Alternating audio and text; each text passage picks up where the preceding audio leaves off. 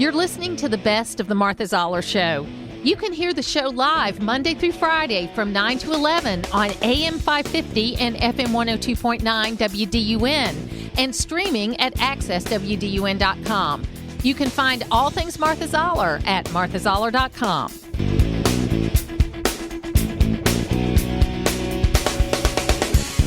Representative Kat Cammack is with me today, and I'm so excited to have her with me because I went back to school in my 50s and did a master's degree in American politics. And my thesis was on women's electoral success in the Republican Party. And it took me 5 years because I was going part-time while I was working and all of that stuff. And so the 2020 election happened during that period of time. And even though there was a lot of talk about a lot of things in the 2020 election, one of the big things is we elected a whole bunch of Republican women. And Kat Cammack was one of those women, and she actually helped me by filling out a questionnaire that I sent to all of the women that had been elected about their experiences running for office, and I incorporated that in my thesis, and I'm so happy to finally talk to you. Kat, welcome to the program. Well, thank you. It's good to talk to you too, Martha. And congratulations on all your success since that time that I filled out that questionnaire. I know. And it's just like, it was so funny because at the beginning of the classes, I'm in with a bunch of 25-year-olds, right? And plus I at that time I was working for a Republican senator, so they thought I was horrible. The funny thing was by the time we finished our cohort, they looked at me as someone that could help them get a job. So it was real. You got to find the things you have in common, right? Funny how that happened. It is true. So first of all, tell us about the Women's Caucus before we get into the meat of the issues.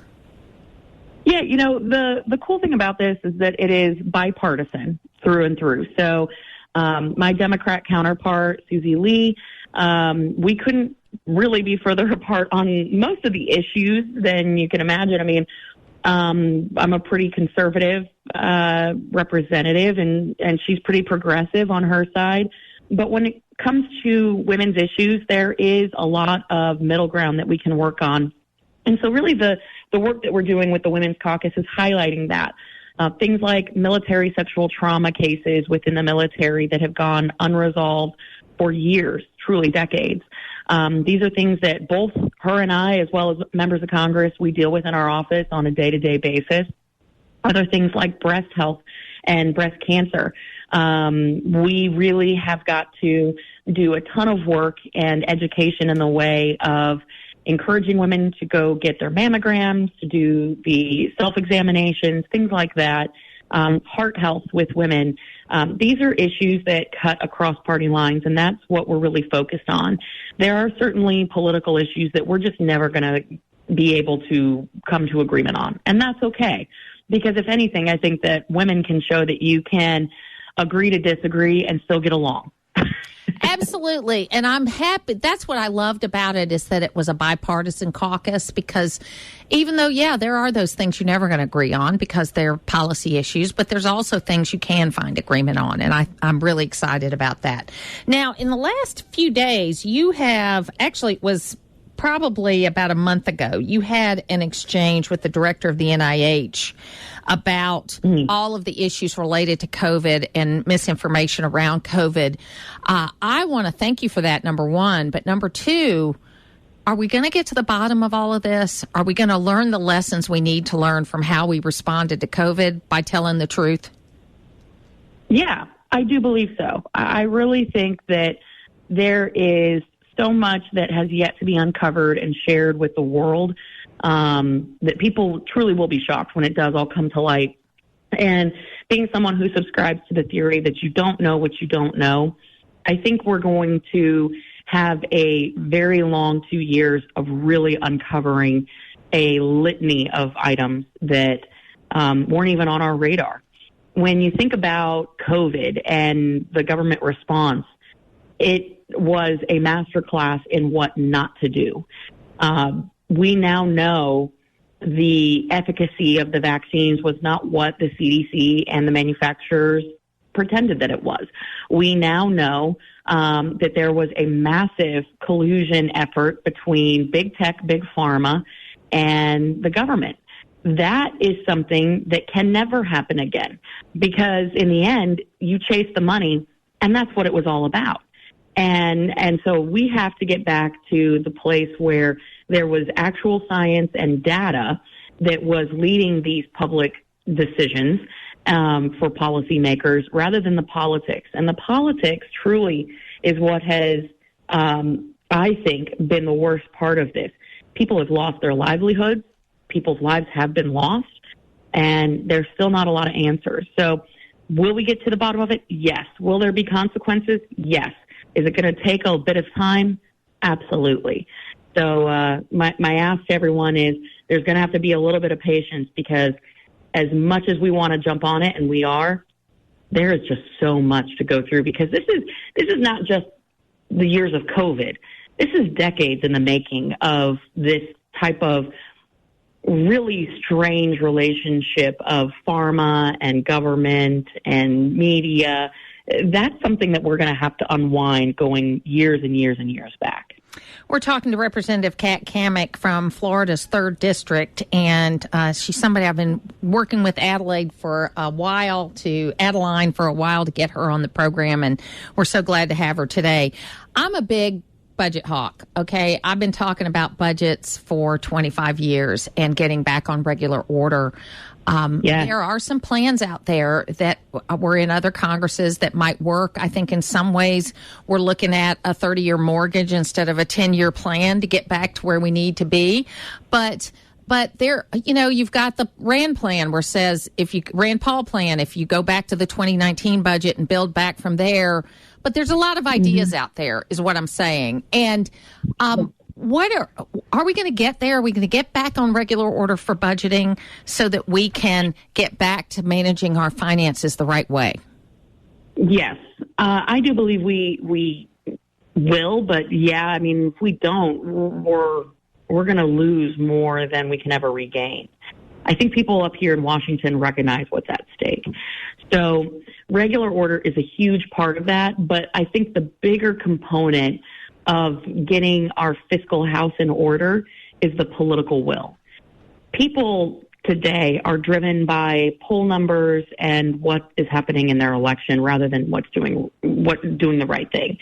And I criticize equally the Republicans and Democrats for spending in the last several decades, because it took both parties to get to this point.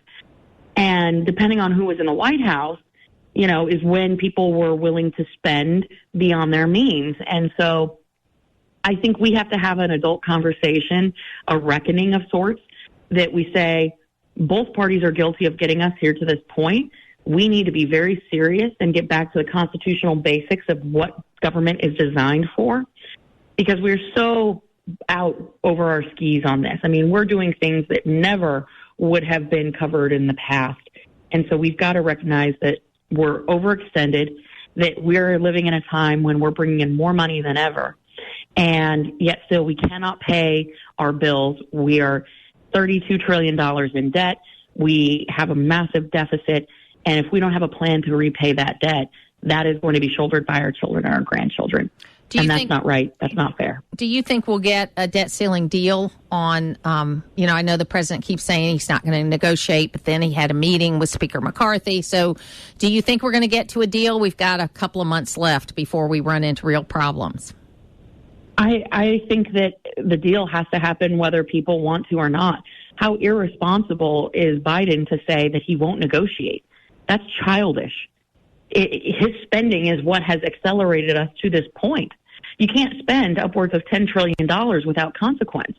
And of course, every American today, we're living with that because we have historic 40-year high inflation. Well, he's been involved with every budget vote since 1975, for gosh sakes. Exactly. So not only has he had a hand in the pie since, the 70s, but then you look at the last 2 years of his administration. It has been government gone wild. Every program that they could possibly imagine in the world, they have funded, except for the core basics like national security, where we have an open border, but then we'll support border security in the Middle East. Give me a break. So I think it's wildly unacceptable and inappropriate and irresponsible that Biden has said he's not going to negotiate. We know he will. He has to. Because if we don't deal with the debt will deal with us. The interest on the debt alone is consuming more than discretionary spending here in short order. So people are going to have to be forced to make tough decisions. And I think this is when you're going to see people who step up and say, I know that I'm going to absolutely take a ton of heat for this. People aren't going to want to understand this, but we have to do this for the solvency of our nation, for the future of our nation, rather than your political pet projects that, you think are the most important thing in the world.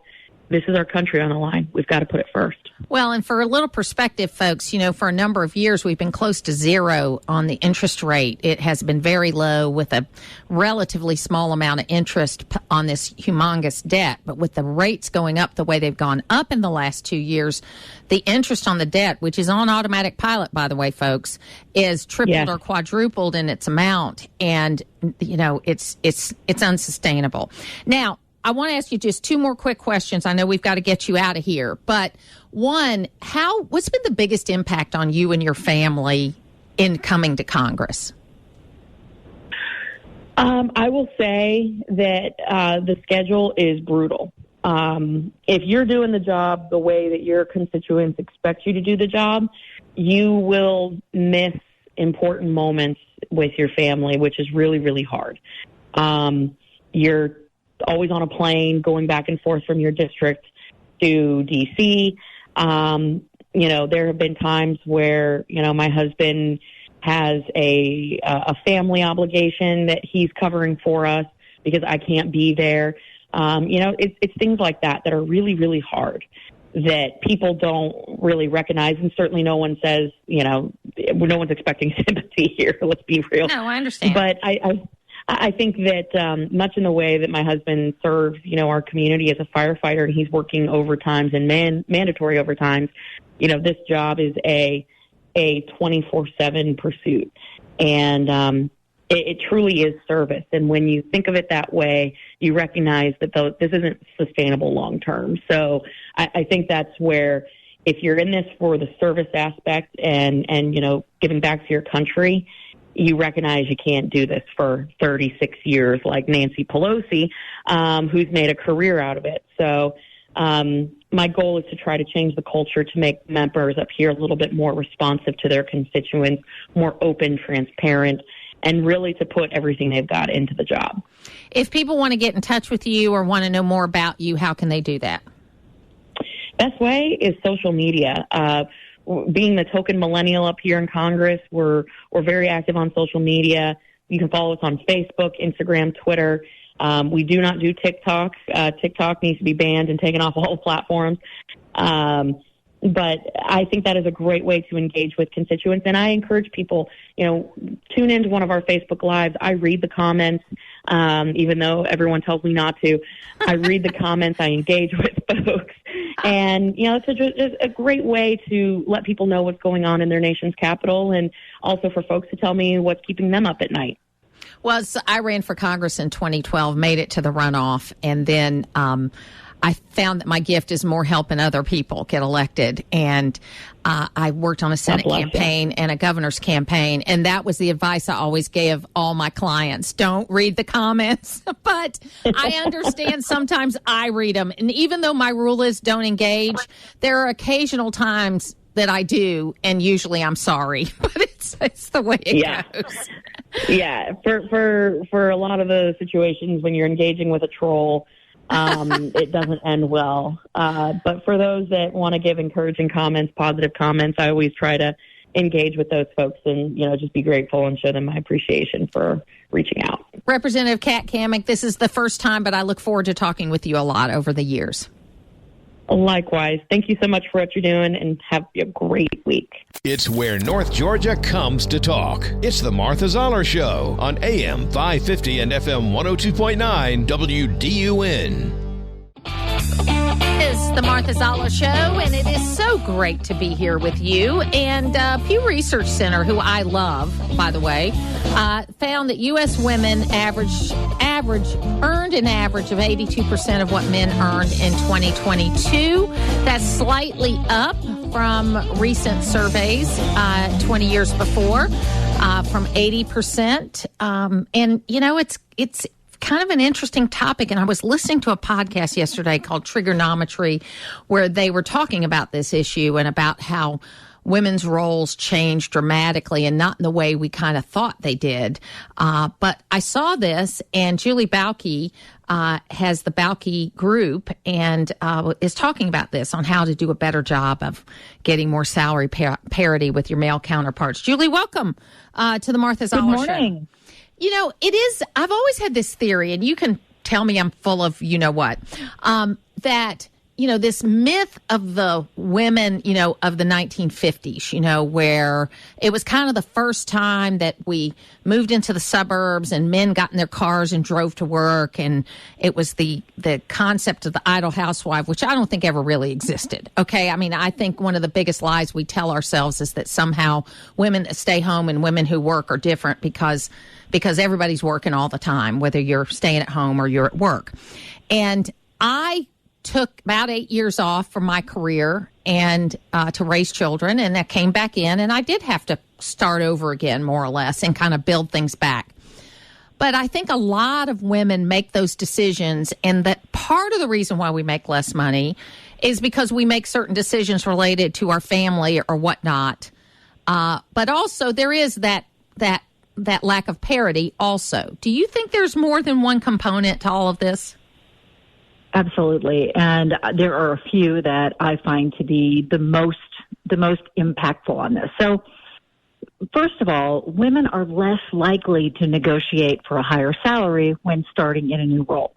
We are much more likely to take what is offered than a man who's interviewing for the same role. And it's this, you know, I need to be liked. They're giving me what they think I deserve. You know, and there's a lot of stuff between the ears that goes on with failing to negotiate in a job.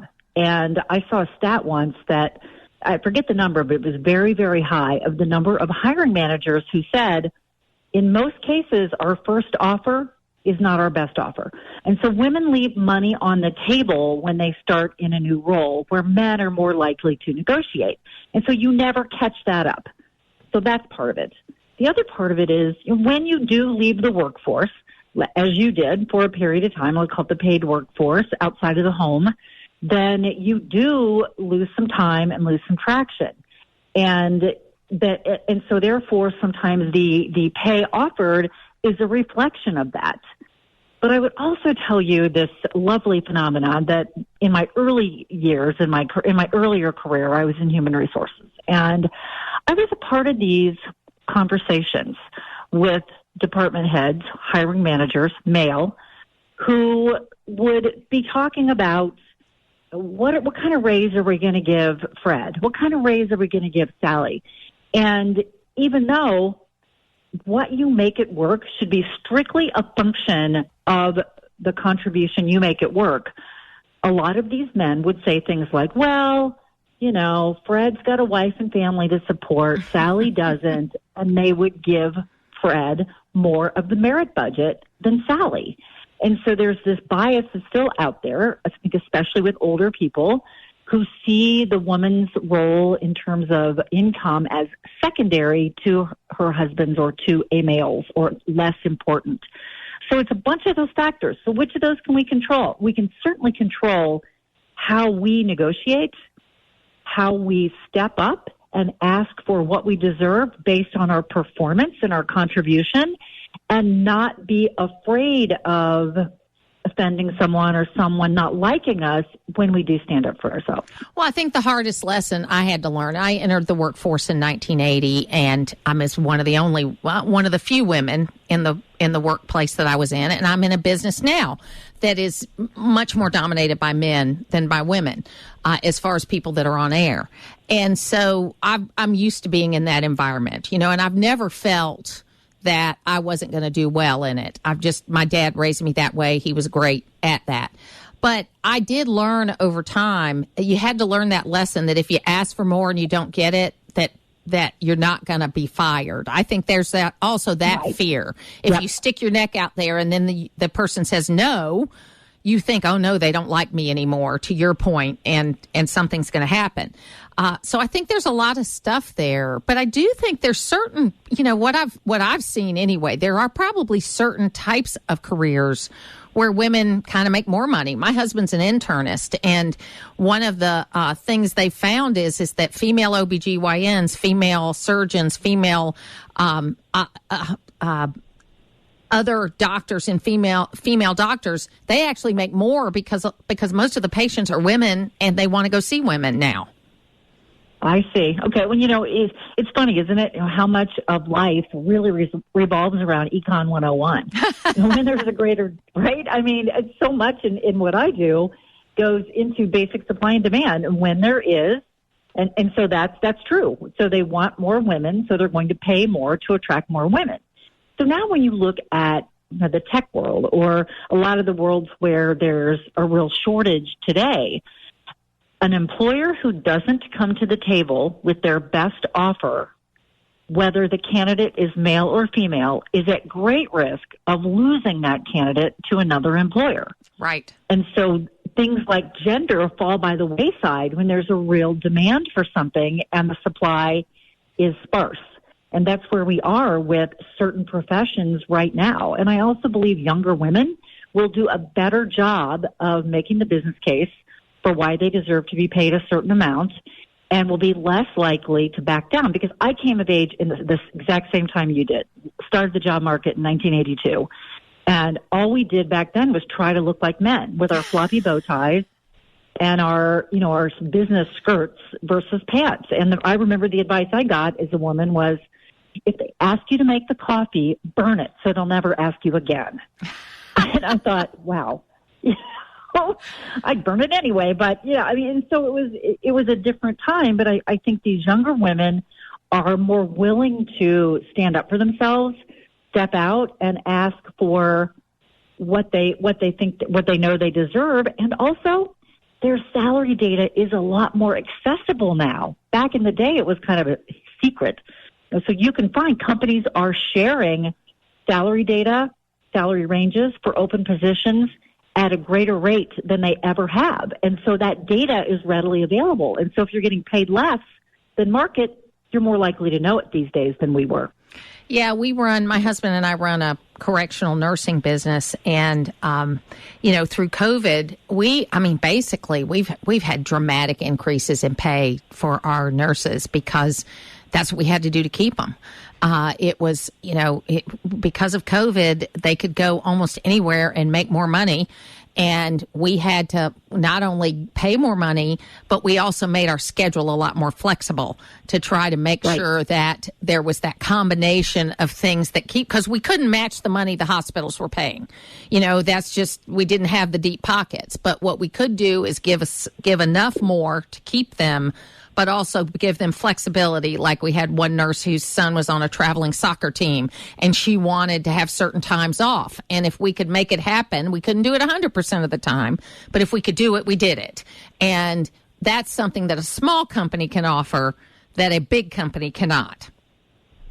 You make a great point in that, for years and years and years, the thought on the part of employers was that money, it's all about money, that what people want most is more money. And at the top of the list of what employers think people want, money was always at the top. You ask the same polling question to the actual employees, and money was right in the middle of the pack. And so flexibility, the ability to manage the different parts of my life has really always been important to people, because especially women. Aren't there certain things, Julie, that you can't change? Okay, yes, I want parity between men and women, but women's roles, and they've come a long way, don't get me wrong, but there are certain things I do better than my husband does. And there's certain things he does better than I do. And so I prioritize those things that I'm better at, and that's where I want the flexibility. And he does the same thing. So and of course we're not raising kids anymore, so that's a whole different dynamic. But boy, when we were raising kids, you had to have that flexibility because he was a guy who billed for his time. So protecting that time was really important. So I was the one that needed the flexibility. Yeah, and it really has to be, you have to take a look at the family as a whole. Mm-hmm. What are your priorities right now? And we know those priorities change. When the kids start driving, certain things change. When the kids leave the home or go into school full time, first, second grade, things change. And so it needs to be, I think the best functioning family units are the ones where everybody takes a look at what are all of our priorities right now, who's best equipped to handle these priorities, and then how do we then negotiate with work. But, it's only been in the last few years that there's even been that room for negotiation in the workplece. Well, because more women are in management. That's why we've been able to do that. Exactly. Julie Bauke, founder and chief career strategist at the Bauke Group. We appreciate you being with us. If people want to know more about you, how can they do it? It's thebaukegroup.com, Bauke, or on LinkedIn, Julie Bauke. Absolutely. Thanks for being with me today. Thanks, Martha. Putting the talk in news talk. It's the Martha Zoller Show on AM 550 and FM 102.9 WDUN. Right now, we're going to talk a little politics with Dr. Charles Bullock. He holds the Richard B. Russell Chair in Political Science and Josiah Meigs Distinguished Teaching Professor. And in 2015, he was named University Professor, an honor bestowed on faculty that have had significant impact on the University of Georgia. And he was one of the first people to write really about women in politics way back in the 1970s. Seems like a long time ago. Dr. Bullock, thank you so much for being with me today. It was good being with you, Martha, and it was a long time ago. It was, and I quoted your work yesterday. I gave a speech to the Republican women of Fulton County and talked about one of your first papers, which I used in my paper, where where you were talking about how usually women got into office because their husbands died. Right, mysteriously, right? That's right. That's right. So anyway, look, before we get into kind of political questions, and I didn't prep Dr. Bullock at all ahead of time because we just like to have a conversation. This legislative session looks to be fairly uneventful as well as just getting the work done. I think you're right, yeah. It helps the governor that he won with such large margins, both his renomination but also his reelection. So I think that at least on his side of the aisle, any Republicans would think about pushing back by saying, no, this man's really popular. And he also demonstrated popularity with independents and Democrats in his reelection bid. And so he's got a very strong hand right now. And the leadership of the House and Senate are both, they're rookies. They're new in those capacities. Now, they're not necessarily new to politics, but they're new as new speaker and new lieutenant governor. That also strengthens the governor's hand. Yeah, well, I got to interview John Burns for the first time, and the new speaker, and, we looked at each other, and it was one of those things. Initially, he thought he'd never met me before, but as we got to talking, we realized that we had worked on a project when I was working for Senator Perdue in getting the Briar Creek battle location secured and recognized down in Screven County. So, once we figured out that connection, I said, because I can't think it's possible that I've never met you. You know what I mean? Because we've both been in politics a long time, but we couldn't remember where. And that was an interesting thing because the Briar Creek battle, of course, the Continental Army did not win that battle, and you generally do not recognize battles that you didn't win, but it was an important battle. And the fact we found this continental grave with 150 soldiers buried in it, it was important to mark that spot. Absolutely. Yeah. So tell me a little bit, looking ahead to 2024, we've had a couple of pieces in the New York Times where one has said that the Democratic convention needs to pick their own vice president for Biden, and another one has said that his budget is dead on arrival. And it's not really the New York Times coming out against President Biden, but I think the New York Times is recognizing that this is probably not going to be an easy reelection for anybody in this cycle. Well, that's probably right, yeah. And there is a bit of precedent for allowing the convention to choose the vice president. You have to go back to 1956. But at that point, that was when Adlai Stevenson was nominated a second time. And once he got his nomination, he stepped back, and the convention It essentially boiled down to, I think the final choice was between Jack Kennedy and Estes Kefauver, and Kefauver won that. And of course, that ticket did not succeed, running against Dwight Eisenhower, but it would bring some interest and drama to a national convention. And it used to be those were big events because you didn't know going into it who was going to be the presidential nominee, but now we all know, weeks, months in advance that who has wrapped up the nomination. So it would certainly inspire greater viewership if indeed the Democrats were to do that this next summer. It is interesting, though, when you think about Vice President Harris, that basically what the New York Times is describing is her, but they don't want her. They want someone else. Right. Right. Well, this is an interesting thing, too, I think, in that all the polling indicates that most Democrats say they prefer someone other than Joe Biden lead the party. The Washington insiders don't seem to be at all responsive to that kind of interest.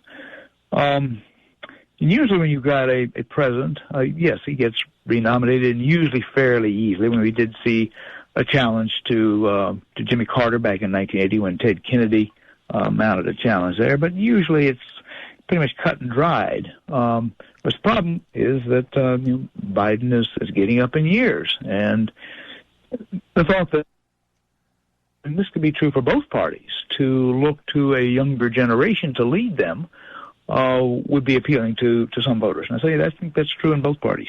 No, I agree with you. I mean, I've been saying for months that, I really don't want anybody over 75 years old running for office. Not to say they can't be counselors, they can't be mentors, they can't do all kinds of things. But it is, as John Kennedy said, it's time to pass the torch to a new generation, in my view. And it's not, it's a difficult thing to say because you do see, I'm not one of these people that think that Joe Biden is incompetent or any of that, but you see him declining, and it's a difficult thing to watch. And you would think that they wouldn't want to put him forth in that situation because this will be a different kind of campaign in 2020.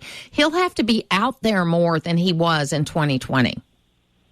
Well, that's right. He used COVID and adhering to the COVID protocols to not have much of a get out and shake the hands kind of campaign. That was pretty much true for Democrats up and down the ballot in 2020.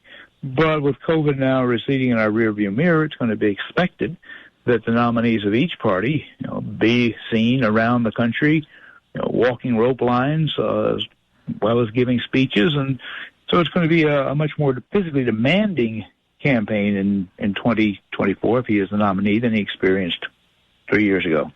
And will he hurt the bench of the Democratic Party by running again? I don't know if that's the question. I mean, Roy Barnes, it was commonly thought that when he got in that race in 2002, that in a way he sort of squashed the Democratic bench for a while because of the new Republican governors. And it'll be interesting to see. And again, I don't try to predict the future. I just try to figure out, what we can learn from the past and how we can apply it. One of the things that, in the last couple of days, we've had this news story about renaming of Lake Lanier, and there's this, desire. They've renamed Fort Benning, and you are the Richard Russell Chair of the Political Science Department. I have my papers, I'm sure you do too, at the Richard Russell Library, which is the Special Collections Library. Has this whole thing gone too far of looking at every single thing that's named for someone and then somehow trying to find some connection, in this case to the Confederacy or to segregation or any of that, and then rename it? Well, if we think about the names of our cities and counties, and I think, I'm trying to remember the exact, I think there are only 3 counties, maybe 4 counties in Georgia that are not either have an Indian name or is named for someone, like Peach County, for example, is not.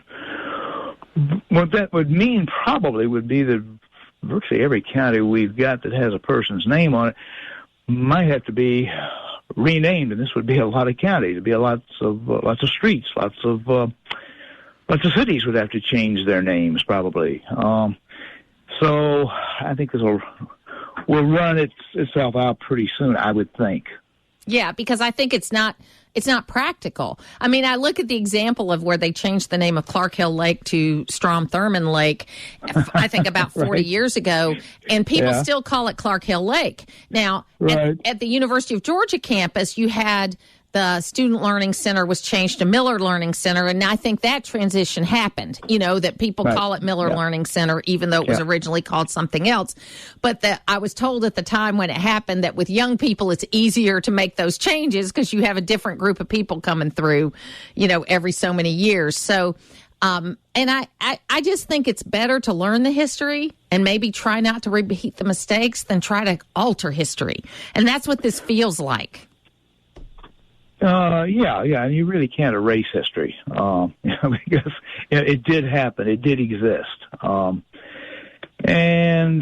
I don't know.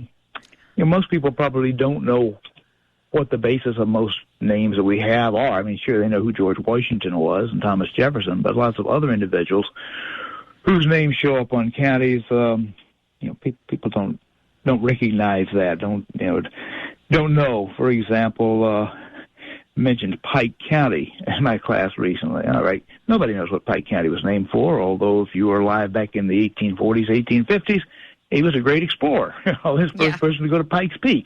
That's right. So, but again, these things recede in time pretty quickly in terms of what their antecedents were.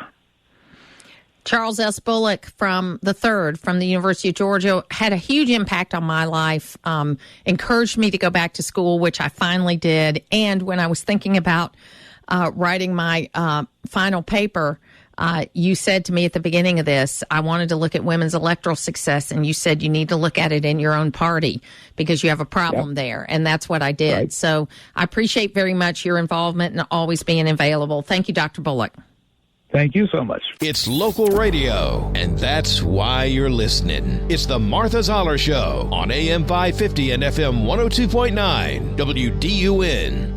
Right now, we are talking to Congressman Andrew Clyde, and man, oh man, has it been a week. Congressman Clyde, welcome. Well, thank you, Martha. It has indeed been a week. It's been an outstanding week up here in Washington, D.C., for the folks of the 9th District and for all of America, actually. Let's start out with some legislation because you were able to get something passed related to District of Columbia crime. And what a lot of people don't know is that the Congress actually is kind of the governing body over the District of Columbia. That's exactly correct. The Constitution is very clear in Article 1, Section 8, Clause 17. It says that Congress has exclusive legislative authority in all cases whatsoever over the federal city. That means over Washington, D.C. So it's our responsibility to govern the city, the federal city, for all of America. And that's what the founders intended, that Washington, D.C. would be America's city. And so, when we instituted home rule back in 1973 and gave the residents of Washington, D.C. some additional autonomy, it was with the condition that there would still be congressional oversight as the founders had intended. And as we have seen time and time again, Washington, D.C. has gone off the rails, and crime is on the increase in a huge way. They have fiscally mismanaged themselves for years. And so it's time for Congress to step in. And this is the first step of where Congress is able to literally take down their own legislation that they passed that Congress has the opportunity to veto, and we're going to veto it. The House vetoed it. This was a revised Criminal Code Act that reduced mandatory sentences and eliminated minimum sentences for violent crime, including carjacking, burglaries, home invasions, assaults, sexual crimes. That just is bad policy. It, as the mayor said, would not make the city of D.C. safer. In fact, it would add to rising crime, is what I say, and the police department says the same thing. So we took this bill down, this D.C. Council bill, by introducing a joint resolution here in the House. It passed the House a couple of weeks ago, 250 to 173. I was pleased to introduce the bill, my very first bill in Congress, and it passed the Senate 81-14. So with tremendous bipartisan support, and I'm looking forward to the president signing it. Well, hopefully he will do that soon, because that is something he should do, especially with the wide bipartisan support. Now, yesterday, the president introduced his budget. When will the Republicans in the House be introducing their budget? Because we're coming up close to that deadline, because the way the process is supposed to work is that you have a framework on April 1st, you get it hashed out by April 15th. We haven't met that deadline in a very long time, but what's the process? How's the process going this year? Well, I think you will see that Republicans will put forth a budget. It will be an excellent budget. We will be on time, as is expected, and it will be a budget that is fiscally responsible and restores fiscal sanity to Washington, D.C. This budget will not increase spending. In fact, it will decrease spending. For non-defense discretionary spending, we will be going back to FY22 levels. In fact, some agencies, some alphabet agencies, especially the weaponized and woke agencies, will be going back to 2019 or earlier funding levels. I tell you that we will be cutting $150 billion out of the fiscal year 23 budget and pushing it back to fiscal year 22. We're going to, for the most part, we're going to protect defense spending. You know, there will be some things in the Defense Department spending that will be adjusted, like the woke and weaponized portion of the DOD. We're going to eliminate spending on that. But the rest of the federal government, the rest of the executive, we're going to eliminate all the woke and weaponized spending in the federal government. If this is the way they're going to spend the money that Congress appropriates to them, they don't need it.